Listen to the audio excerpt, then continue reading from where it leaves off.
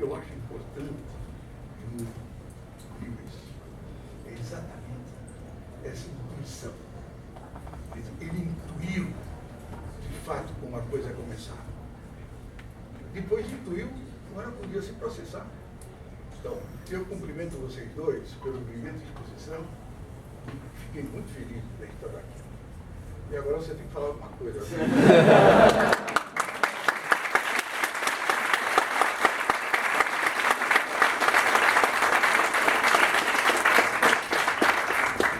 Bom, mas ao contrário dos colegas que tiveram a sua tarefa dificultada por aqueles que o antecederam, a minha foi facilitada pelo fato de que eu certamente tenho pouca coisa a acrescentar, a não ser, digamos, alguns comentários, todos eles laterais e não substantivos.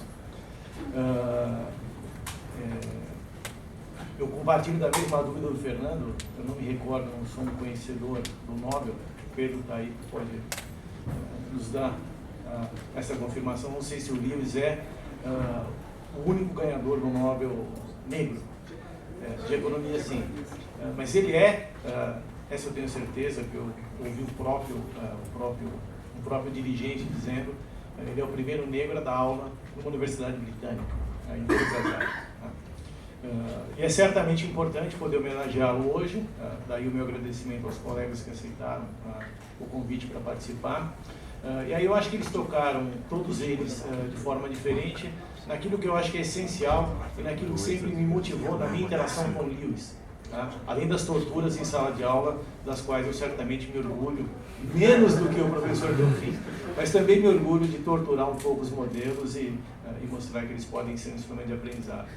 Mas o que me, digamos, sempre me leva a valorizar a interação com o Lewis é exatamente o resgate dessa intuição.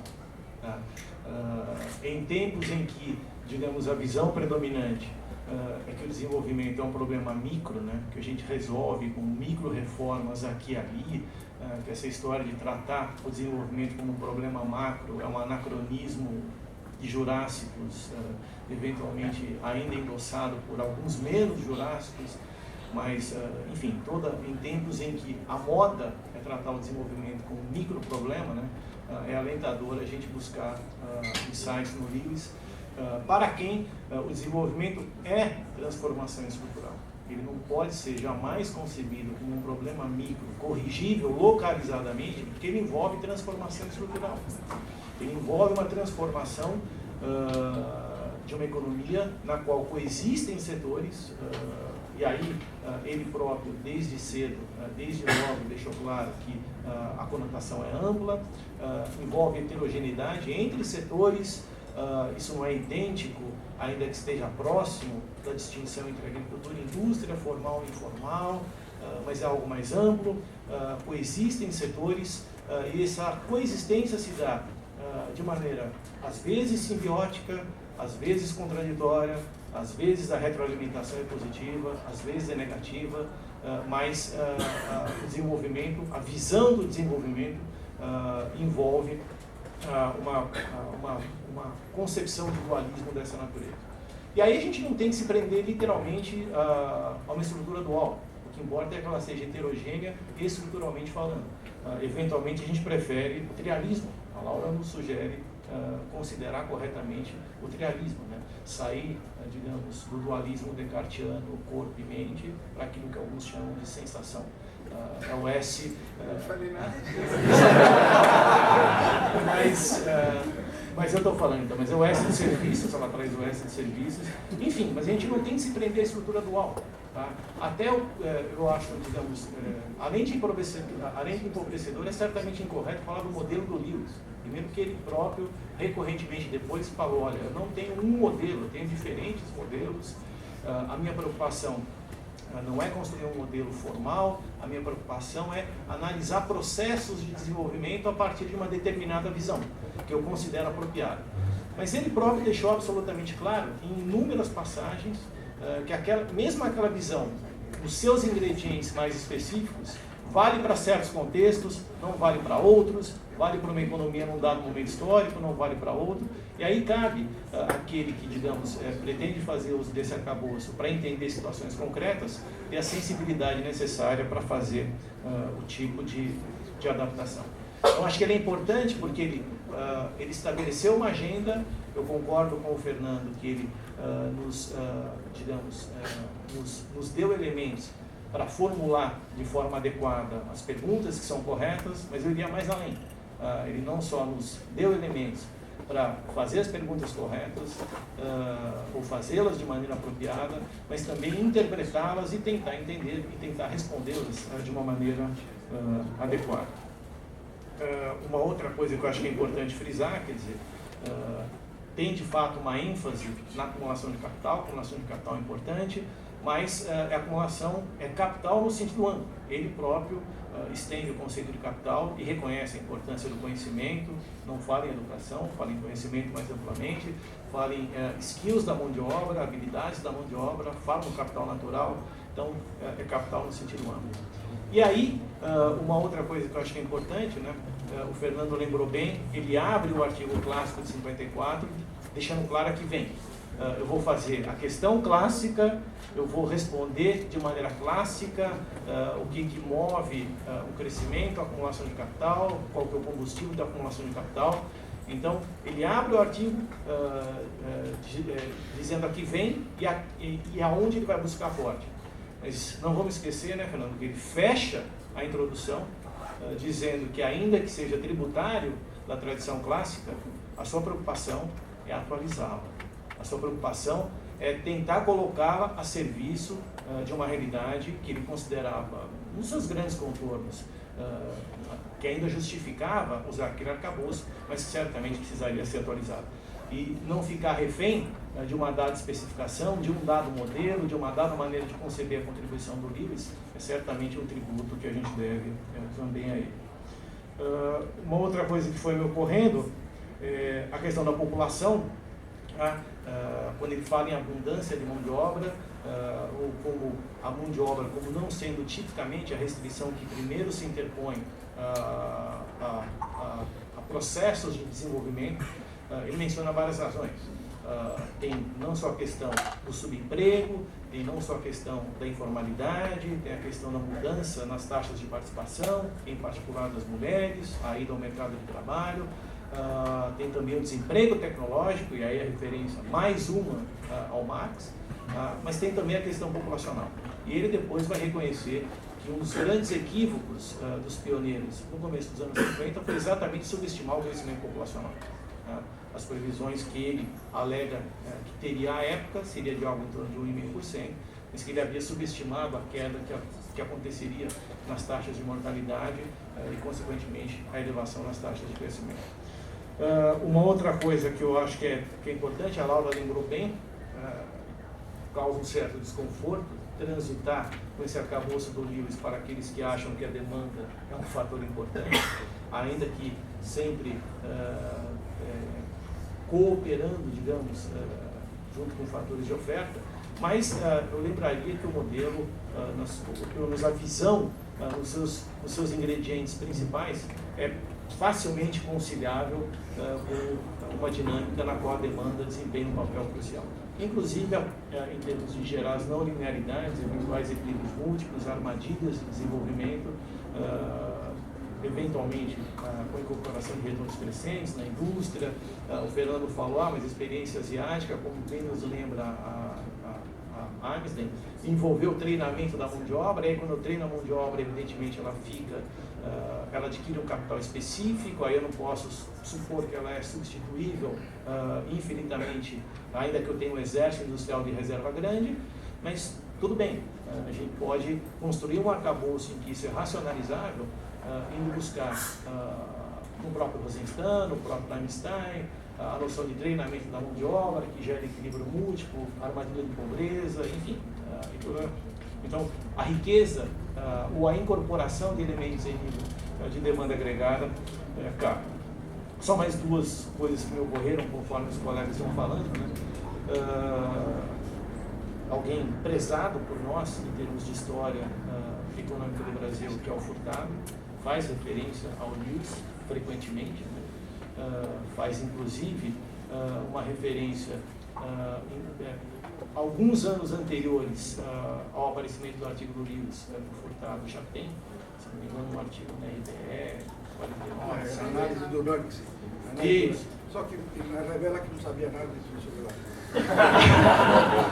Mas, para além dessa lembrança do professor Delfim, o Furtado ali já destaca algo que eu acho que é importante, quer dizer, a experiência brasileira de industrialização, eu não consigo enxergá-la em nenhum momento como tendo se defrontado alguma restrição em termos de oferta de mão de obra. A experiência brasileira é pontuada por problemas que criam obstáculos ao crescimento, seja por um problema de tensão inflacionária, normalmente não associado a nenhum tipo de explosão salarial, ou, alternativamente, como lembrou o professor Delfim, por algum problema associado ao equilíbrio às contas externas. Mas o Furtado, depois, tem até nosso colega da UNB, o Mauro Goianovski, que lembra no artigo, né? Em que o Furtado escreve, em 55, para o Van Oyola, seu companheiro na CEPAL, num tom relativamente amargo, lamentando, primeiro, exaltando a publicação do artigo do Lewis, um artigo brilhante, extremamente importante do ponto de vista da teoria do desenvolvimento econômico, e aí o Furtado diz, nós tínhamos todos os elementos para fazer algo muito parecido com isso, quando trabalhamos com planejamento, poucos anos atrás, e se tivéssemos tido um pouco mais de preocupação com a teorização, teríamos dado uma contribuição como essa. Agora não nos resta nada a lamentar. Ele só esclarece quem é que pediu. O Preves.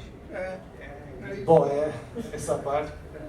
E aí depois, quando ele faz a resenha do livro do Lewis, ele se refere ao Lewis como o livro 55, o Teorias do Crescimento Econômico. O Furtado faz a resenha, se desaponta aparentemente com o livro, a ponto de se referir ao Lewis como tendo lampejos de sociólogo amador e não tendo dado sequência, digamos. E por fim... fez um papel igual ao do Cru. Bem que deu a chance de ficar calado. E aí, essa é uma questão que eu até gostaria de perguntar para o professor Delfim, talvez ele tenha um depoimento a dar nesse sentido. O Lewis, até onde eu sei, só esteve no Brasil em 63, 2 ou 1, não sei agora, num seminário no Rio de Janeiro, aparentemente organizado pelo Werner Berg e pelo Isaac Kertenesse, na fundação. Porque depois publicaram um livro em que o comentário final é do Lewis. E nesse comentário final, o Lewis faz menção, digamos, aos riscos de aproveitar a disponibilidade de mão de obra, a possibilidade de acelerar o crescimento através da criação de um pouquinho de inflação, com a referência ao fato de que a inflação nunca fica bem comportada, ela sempre se instaura do organismo endógeno. Mas, até onde eu sei, é a única ocasião que o Lewis esteve no Brasil. Não sei se vocês tiveram a oportunidade de trazê-lo para São Paulo, se houve essa possibilidade. Enfim, mas, de novo, não vou... é importante que a gente tente deixar algum tempo ainda para a manifestação de vocês. Acho que tem que chamar a atenção para o ritmo. O ritmo assim produziu o desenvolvimento, investimento e desenvolvimento em 57, que é realmente sensacional. Eu me lembro de ter lido no Hirschman a menção elogiosa ao trabalho do Lewis e a necessidade de ver, então, qual a estratégia de investimento que seria mais adequada para superar o dualismo. Esse sistema Então, no Brasil muitas vezes. Enfim, mas de novo, agradecer aos colegas e vamos ver se a gente consegue dar um tempo ainda para o pessoal.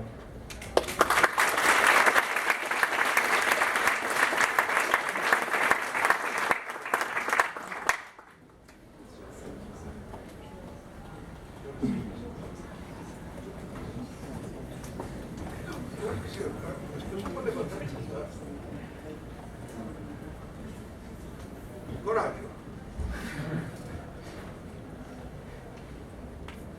Vocês foram tão convincentes. Ou tão pouco convincentes. Que ninguém ousa levantar. Pronto. Uma pergunta para o Fernando. A gente Bom, primeiro só para concluir, que ano que ele nasceu? 15. 15, é. Não, que ano que ele morreu? 91. Ele nasceu junto com o Richo. Eu só tenho a mesma idade, só que o Richo morreu bem depois. Mas a minha pergunta é a seguinte, a parte sobre cultura da pobreza, que também é bastante citado em relação aos números, me refresca a memória. Como é que ela se encaixa nessa história aí da oferta ilimitada, de mão de obra, a história da cultura da pobreza? Que talvez aí que ele tenha merecido essa crítica de ter virado sociólogo.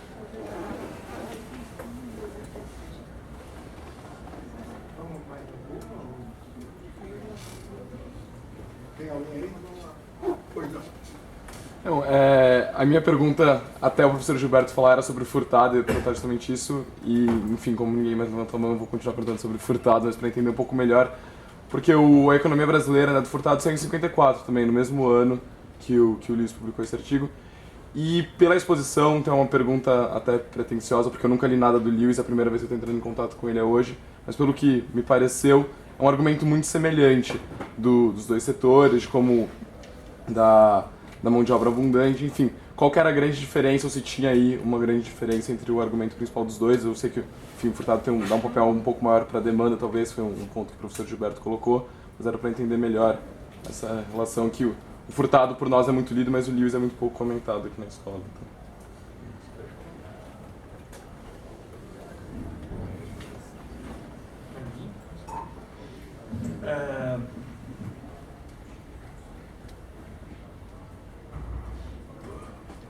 Agradecer a professora Bianchi e ao Rodrigo pelas perguntas. Deixa eu começar de trás para frente, né, rapidinho, acho que talvez meus colegas aqui têm muito mais a contribuir para essas perguntas do que eu. O Furtado, de fato, tem uma relação ambígua com o Lewis, né? Tem essa carta que o Mauro Goialowski desencavou aí dele ao Loyola, meio que reclamando do Prebisch. Se o Prebisch tivesse deixado a gente fazer teoria e não ficar só lá pegando os dados dos países, a gente tinha feito o Lewis antes dele e tal, mas aí não deu. Mas se você for ver mesmo a forma como o Furtado trata dualismo, por exemplo, naquele livro que ele escreve tentando fazer um manual, que é Teoria Política do Desenvolvimento Econômico, mesmo do desenvolvimento e subdesenvolvimento, o Furtado é mais historiador do que o Lewis, né? Ou tem essa preocupação maior. O Lewis está tentando observar a partir de alguns processos históricos e abstrair um mecanismo mais geral que funcionasse ali nos anos 50. Então o Furtado vai em vários momentos falar, olha, vai já antecipar as críticas ao dualismo, falando, olha, em determinados momentos o subdesenvolvimento é um produto do desenvolvimento e, portanto, esse setor capitalista, no fundo, é um enclave vindo de economias ricas e não se comunica com o setor atrasado. Tem toda a discussão do Furtado, que tem a ver com o NURCS também, que ele pega uma parte do NURCS de padrão de consumo modernizado das elites, né? Então essas elites do setor capitalista se apropriavam de uma parte grande dos recursos, em vez de poupar e reinvestir, que é o que o Lewis achava que elas fariam, e, portanto, ir absorvendo o setor moderno, elas iam ficar reproduzindo o padrão de consumo das elites dos países ricos. O Furtado diz explicitamente, quando ele está formulando, né, o conceito histórico do subdesenvolvimento dele, que o subdesenvolvimento da periferia no século XX é muito distinto do processo de desenvolvimento originário da Europa Ocidental. Né? E de alguma forma o Lewis, ele é ambíguo o tempo inteiro. O Lewis, é difícil pegar o Lewis, porque no texto inteiro dele ele fica dando nuances e abrindo brechas para falar, não, mas eu estou falando por um outro lado, tal. Mas o Lewis, de alguma forma, ao falar que eu estou escrevendo um ensaio clássico, assumindo o pressuposto clássico e dando a resposta clássica, ele de alguma forma está tentando sugerir um certo etapismo, um certo teleologismo, em que a periferia dos anos 50 estaria passando pelo que aconteceu com a Europa no 18. Então, o Furtado não, né? O Furtado deixa muito explícito que, olha, o que aconteceu lá é diferente, a gente já está se apropriando de um setor capitalista que já existe no resto do mundo com imitação, ele vira enclave, se tem propriedade nacional tem outro sentido e tal. né? Quando o Chico de Oliveira vai mirar na CEPAL, na crítica à razão dualista, né, ao dualismo da CEPAL, no fundo, a crítica dele se aplicaria 1000 vezes mais ao Lewis do que ao Furtado, que já tem uma noção, digamos, bem mais lançada de dualismo, meio influenciado pela teoria da dependência, pelas críticas que ele veio receber no fim dos anos 60, dos anos 70. Cultura da pobreza, professora, eu não sei direito, talvez aí você acertou o ponto da minha ignorância em relação ao Lewis. Eu não tenho um conhecimento super detalhado do livro, de 55. Os artigos que eu estudei com mais detalhe dele, que são as diversas elaborações do modelo de 54, a resposta aos críticos, as nuances, evita um pouco essa questão. Claro, eles são o tempo inteiro super complexos e ele vai falando o tempo inteiro como a determinação do modo de funcionamento do setor de subsistência é super complexo, nuançado, não pode ser simplesmente tomado como um corpo inerte que vai ficar expelindo mão de obra, né? Então, tem um momento interessante que no artigo de 72, no Fast Street do Prebisch, em que ele fala, olha, os economistas neoclássicos olham para essa minha suposição de que vai sair uma pessoa da agricultura familiar e daí as pessoas vão ter que trabalhar mais para cumprir as tarefas que essa pessoa que migrou para o meio urbano fazia, mas se eles já estavam, digamos, num ponto ótimo da oferta de trabalho deles, na opção entre renda e lazer, nessa escolha entre renda e lazer, por que eles fariam isso? E daí o Lewis fala, olha, esse tipo de imposição de racionalidade a essas estruturas sociais é muito artificial. As pessoas têm uma certa noção, nesses lugares muito pobres, do que é o nível de produção adequado daquelas propriedades. Elas vão fazer isso com 4, 5 ou 8 pessoas, e só readaptando entre elas. Não estão, digamos, fazendo uma otimização condicionada entre lazer, né? Então tem um pouco, digamos, essa tentativa de complexificar o tipo de racionalidade desse setor pré-moderno, né? Desse setor de subsistência, que já é muito aparente nesses artigos. No livro de 55, sem dúvida, ele caminha mais nessa direção, mas aí para além do meu conhecimento, qual os detalhes desse tipo de abordagem e o quanto que isso foi influente na literatura posterior. Talvez algum dos meus colegas saiba melhor do que eu responder.